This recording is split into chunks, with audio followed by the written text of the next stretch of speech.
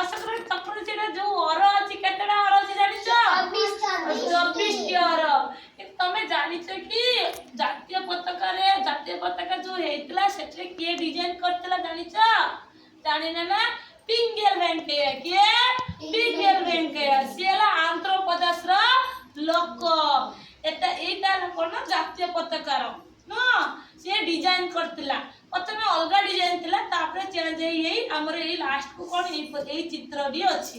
ପ୍ରଥମେ ଥିଲା ମାନେ ଅଲଗା ସିମ୍ବଲ ସବୁ ଥିଲା ହେଲା। ତମେ ବଡ ହେଲେ ସେଇଟା ଶିଖିବ। ତାପରେ କଣ ହେଲା ଜାତୀୟ ପତାକା ତ ଜାଣିଲେ ତା ଯୋଉ କେତେଟି ରଙ୍ଗ କେତେଟି ଅର କିଏ ବନେଇଥିଲା। କିନ୍ତୁ ଜାତୀୟ ସଙ୍ଗୀତ ତମେ ଜାତୀୟ ସଙ୍ଗୀତ ବିଷୟରେ ଜାଣିଛ? ଜାତୀୟ ସଙ୍ଗୀତ କଣ? ଜନଗଣ ମନ କଣ? ଜାତୀୟ ସଙ୍ଗୀତ କଣ? ଜନଗଣ ମନ।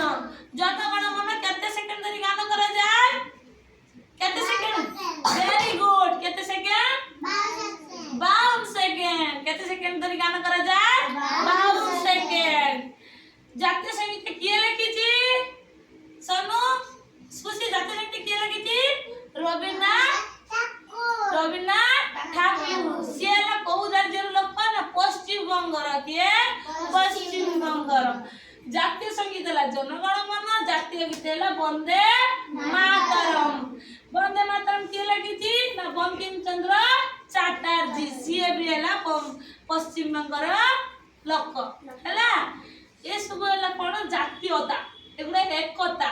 ସ୍ୱାଧୀନତା ଦିବସ ଓ ସାଧାରଣତନ୍ତ୍ର ଦିବସ ଓ ଗାନ୍ଧୀ ଜୟନ୍ତୀ ଆମ ଦେଶରେ ସବୁ ଜାଗାରେ ସବୁ ରାଜ୍ୟରେ ଛୁଟି ରହିଥାଏ। ସେଦିନ ସବୁ ମାନେ ଗଭର୍ଣ୍ଣମେଣ୍ଟ ଯୋଉ ସରକାରଙ୍କ କାର୍ଯ୍ୟାଳୟ ସବୁ ବନ୍ଦ ରହିଥାଏ। ସେଗୁଡାକୁ ଜାତୀୟତା କୁହାଯାଏ। କଣ କୁହାଯାଏ?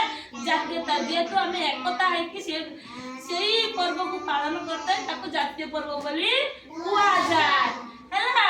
ତାହେଲେ ଜାତୀୟତା ଆମେ ଜାଣିଲେ ଆମେ ତାର ଜାତୀୟ ପତାକା ବି ଡିଜାଇନ କରିବା ଆଙ୍କିବା ଚିତ୍ର କାଲି ଆଜି ହବନି ମାନେ ପରେ ଶିଖେଇବି ହେଲା। ଆଜି କିନ୍ତୁ ଜାତୀୟତା ବିଷୟରେ ଶିଖେଇବି ବୁଝିଗଲ।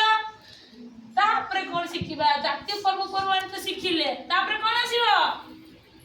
ତାପରେ ଗୋଟେ ଆମେ ଆଉ ଗୋଟେ ଆକ୍ଟିଭିଟି ଶିଖିବା ନୂଆ କାର୍ଯ୍ୟ ଶିଖିବା। ଏଗୁଡ଼ା ଶିଖିଲେ ତାହେଲେ ଆଜି ଗୋଟେ ସାଧାରଣ କ୍ୱେଶ୍ଚିନ୍ ପଚାରିବା ହେଲା। ଆମେ ଜାତୀୟତା ବିଷୟରେ ପଚାରିବା ନା ଜାତୀୟ ବିଷୟରେ ପଚାରିବା। ଭାରତର ଜାତୀୟ ପଶୁ କିଏ? ହାତରେ କହ। ଭାରତ ଜାତୀୟ ପଶୁ କଣ? କଣ? ବାଘ।